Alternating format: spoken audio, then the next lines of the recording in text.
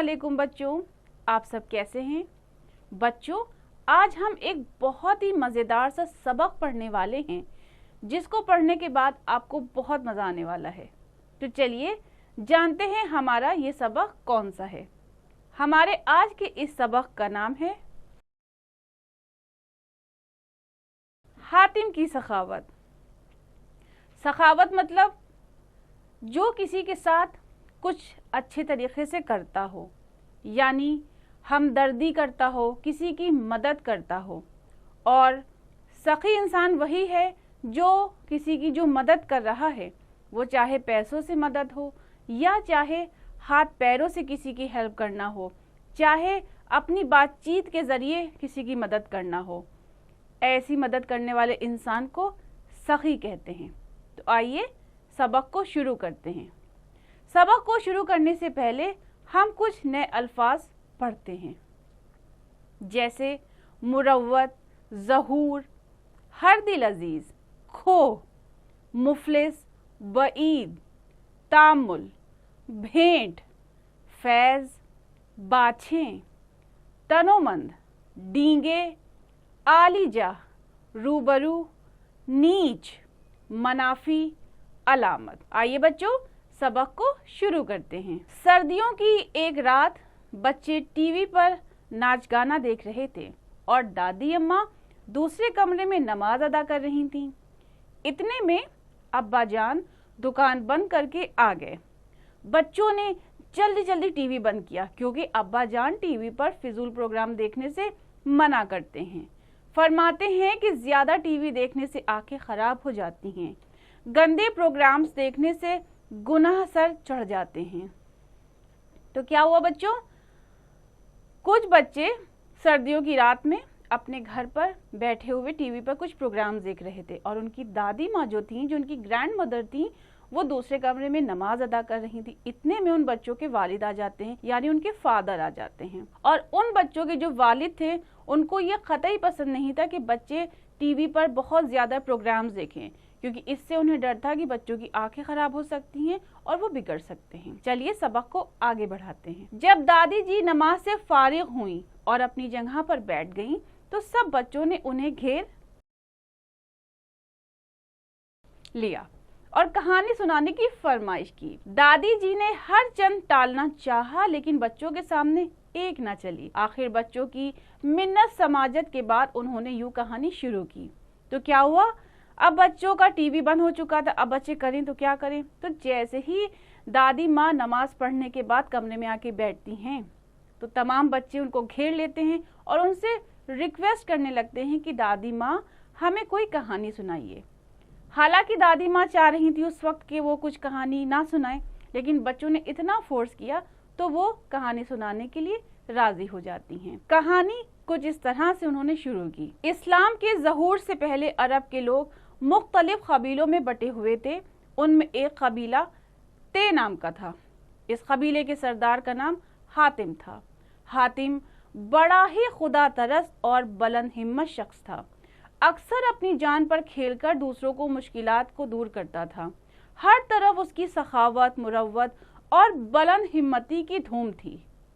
यानी इस्लाम के ज़हूर से पहले अरब में जो लोग रहते थे वो डिफरेंट ग्रुप्स में बटे हुए थे और उन ग्रुप्स में से एक ग्रुप का नाम तय था और जिसका सरदार यानी कि हेड, उसका नाम हातिम था, जो बहुत ही हमदर्द, बहुत हिम्मती, खुदा पर यकीन रखने वाला और दूसरों की प्रॉब्लम्स को सॉल्व करने वाला इंसान था और हर तरफ उसकी तारीफें हुआ करती थी। चलिए सबक को आगे बढ़ाते हैं। उन दिनों अरब पर एक बादशाह हुकूमत करता था जिसका नाम नौफिल था।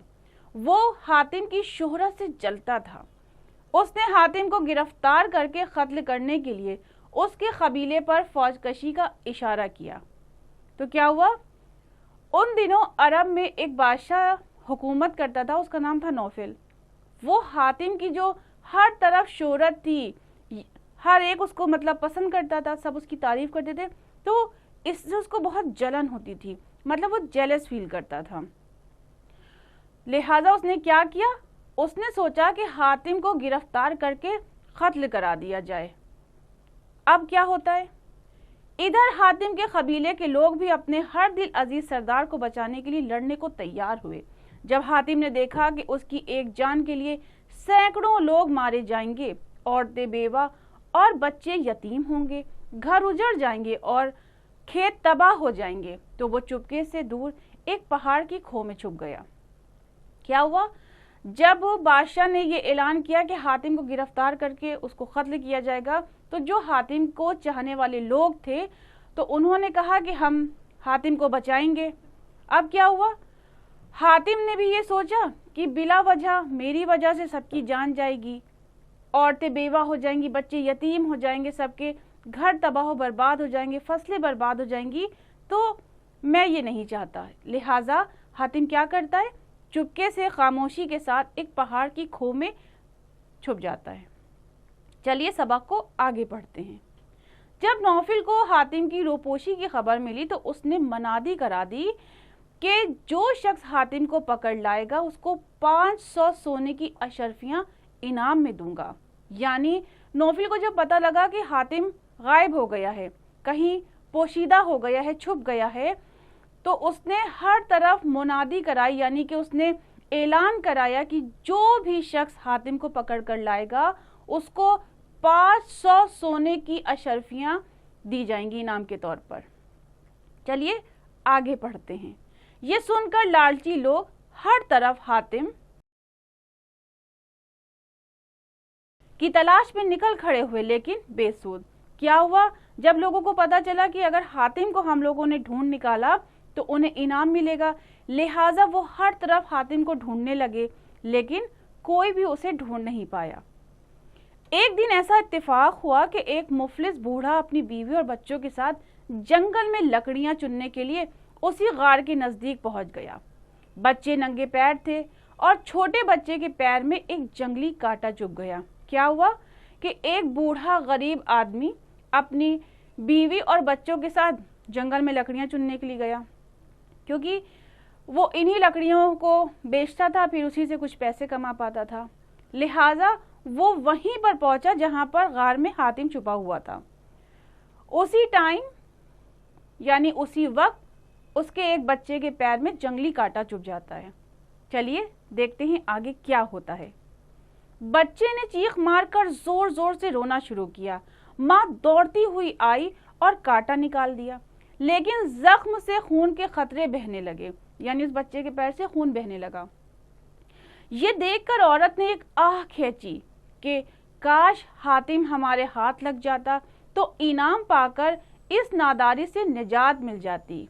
यानी वो औरत बहुत गरीब थी, वो लोग बहुत परेशानियों में अपनी जिंदगी गुजार रहे थे, तो उसने आह भरते हुए कहा कि काश हातिम ही हमारे हाथ लग जाता तो हमें इनाम मिल जाता, तो हमारी गरीबी दूर हो जाती। बूढ़े ने ये सुनकर डांट कर कहा, क्या बकबक करती हो, यानी क्या बकवास करती हो? हमारी किस्मत में तो रोज कुआं खोदना और रोज पानी पीना लिखा है, यानी कि हमें तो रोज मेहनत करनी है, तभी हमें कुछ कमाई हासिल हो सकती है।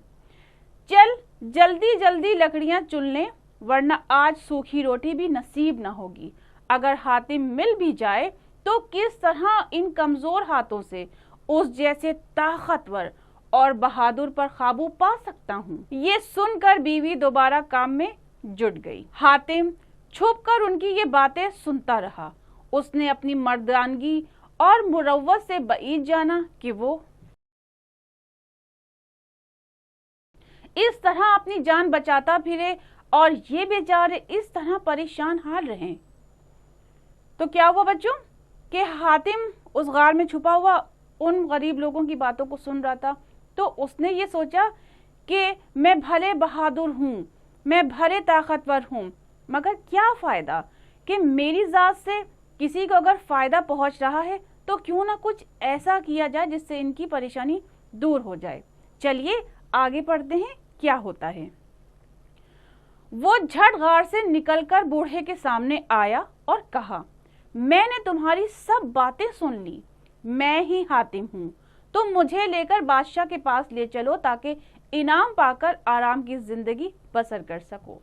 बूढ़े ने हैरान होकर तामुल से जवाब दिया, यानी इत्मीनान और सब्र के साथ जवाब दिया یہ ٹھیک ہے کہ آپ کو نوفل کے پاس لے جا کر مجھے انعام ملے گا اور میری غربت کا خاتمہ ہو جائے گا، یعنی کہ اس کی غریبی دور ہو جائے گی، لیکن آپ جیسے نیک شخص کو بھیٹ چڑھا کر خدا کو کون سا منہ دکھاؤں گا؟ مجھے کیا ہے، خبر میں پاؤں لٹکائے بیٹھا ہوں، آپ تو ابھی جوان ہیں اور آپ کی ذات سے لوگوں کو فیض پہنچتا ہے، میں ہرگز ایسا گناہ نہیں کروں گا۔ تو کیا ہوا؟ جب حاتم نے اس مفلس آدمی کو، غریب آدمی کو یہ آفر دیا کہ تم مجھے بادشاہ کے پاس لے جاؤ اور انعام پالو تاکہ تمہاری غریبی دور ہو جائے، لیکن وہ شخص اتنا نیک تھا کہ اس نے کہا کہ آپ جو کہہ رہے ہیں وہ بات تو ٹھیک ہے، لیکن میں ٹھہرا غریب بوڑھا آدمی، میری دنیا سے رخصتی کا وقت بھی قریب ہے، میں کبھی بھی اس دنیا سے رخصت ہو سکتا ہوں، لیکن آپ ابھی جوان ہیں۔ اس کا یہ مطلب تھا کہ ابھی ان کی زندگی حاتم کی باقی ہے اور آپ اتنے ہیلپ فل آدمی ہیں، سب کی مدد کرتے، اتنی ہمدردی کرتے ہیں، تو مجھ سے زیادہ اس دنیا میں ابھی آپ کی ضرورت ہے۔ لہٰذا اس نے کہا کہ اگر میں یہ اس طرح کا کام کر دوں گا تو میں اپنے اللہ کو کیا منہ دکھاؤں گا۔ چلیے سبق کو آگے بڑھاتے ہیں۔ حاتم نے جواب دیا، میں تو اپنی مرضی سے تمہارے ساتھ چلنے کو تیار ہوں، اس لیے تمہیں کوئی گناہ نہ ہوگا۔ بھلا ایسی زندگی کا کیا فائدہ جو دوسروں کے کام نہ آئے؟ ایک دن تو ضرور مرنا ہی ہے، پھر کیوں نہ کسی نیک مقصد کے لیے جان دے دی جائے۔ لیکن بوڑھا کسی طرح راضی نہ ہوا۔ تو کیا ہوا؟ بوڑھے آدمی کی بات سننے کے بعد حاتم نے بھی اپنا جواب دیا کہ تم مجھ سے نہیں کہہ رہے ہو بادشاہ کے پاس چلنے کو، میں تم سے کہہ رہا ہوں کہ تم مجھے لے چلو اور تم خود بتاؤ کہ بھلا ایسی زندگی کا کیا فائدہ جو دوسروں کے کام نہ ہے۔ کیونکہ بچوں، حاتم بہت سخی آدمی تھا، لہٰذا وہ پھر کہتا ہے کہ تم مجھے لے لو اور اپنے ساتھ لے چلو اور بادشاہ کے پاس جا کے مجھے بھیٹ چڑھا دو یا مجھے قربان کر دو، اور کسی نہ کسی نیک مقصد کے لیے اگر جان دی جائے تو یہ سب سے بہتر ہے اور ایسی زندگی کامیاب ہے۔ لیکن یہ بات سننے کے بعد بھی بوڑھا شخص راضی نہیں ہوتا ہے۔ دونوں میں یہ باتیں ہو ہی رہی تھیں کہ حاتم کو ڈھونڈتے ڈھونڈتے 2-3 آدمی اور جمع ہوئے۔ جب انہیں معلوم ہوا کہ یہی شخص حاتم ہے تو ان کی باچھیں کھل گئیں، یعنی جو دوسرے لوگ وہاں پر آ گئے تھے ان کو جیسے ہی پتا چلا کہ یہ شخص حاتم ہے تو وہ بہت خوش ہو جاتے ہیں، فوراً پکڑ کر نوفل کے پاس لے گئے۔ بوڑھا بیچارہ ہاتھ ملتے پیچھے ہو لیا کہ میری ہی وجہ سے حاتم اس مصیبت میں گرفتار ہوا۔ نوفل کے سامنے ایک تنومند آدمی نے کہا، یعنی ایک ہٹے کٹے موٹے آدمی نے کہا، حضور بڑی مشکل سے اس پر قابو پا لیا ہے، اس لیے انعام کا حقدار میں ہوں۔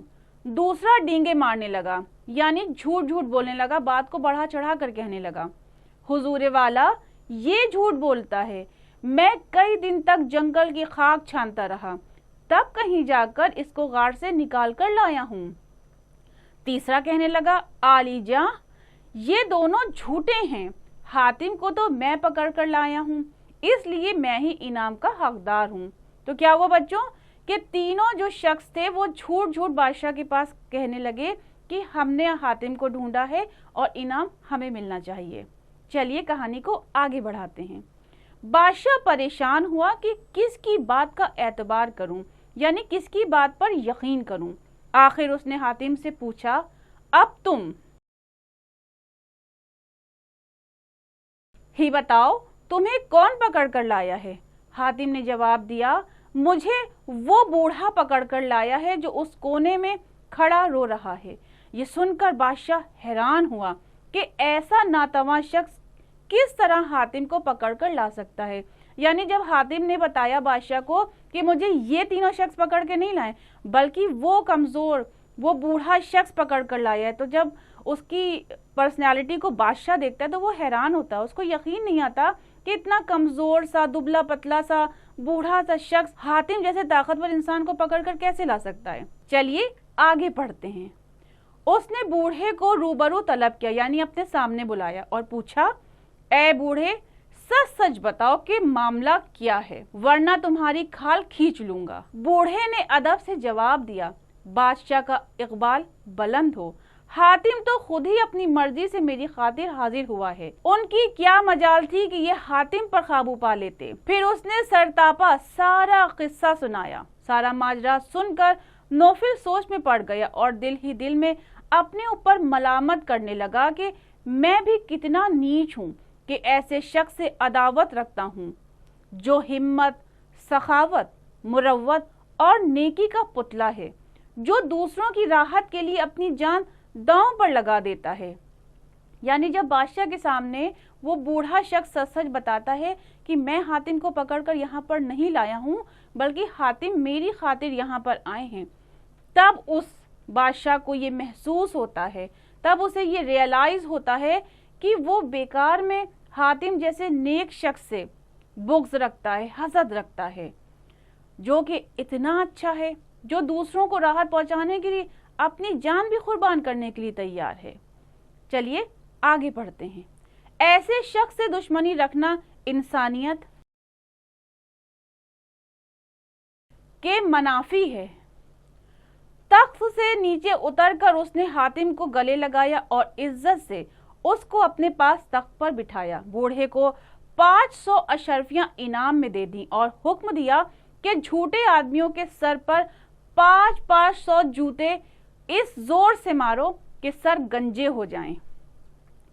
بوڑھا خوشی خوشی حاتم اور بادشاہ کو دعائیں دیتا ہوا گھر چلا اور پھر نوفل اور حاتم دونوں دوست بن کر خوشی خوشی رہنے لگے۔ دیکھو بچوں، حاتم کو مرے ہوئے سینکڑوں برس گزر چکے ہیں، لیکن آج بھی اس کا نام زندہ ہے اور سخاوت اور مروت کی علامت مانا جاتا ہے، یعنی مثال مانا جاتا ہے۔ دراصل ہر ایک سے محبت رکھنا، لوگوں کی خدمت کرنا اور ناتواں، مفلسوں اور حاجت مندوں کی مدد کرنا ہی زندگی کا اصل مقصد ہے۔ اسی میں حقیقی خوشی اور اللہ کی رضامندی کا راز پوشیدہ ہے۔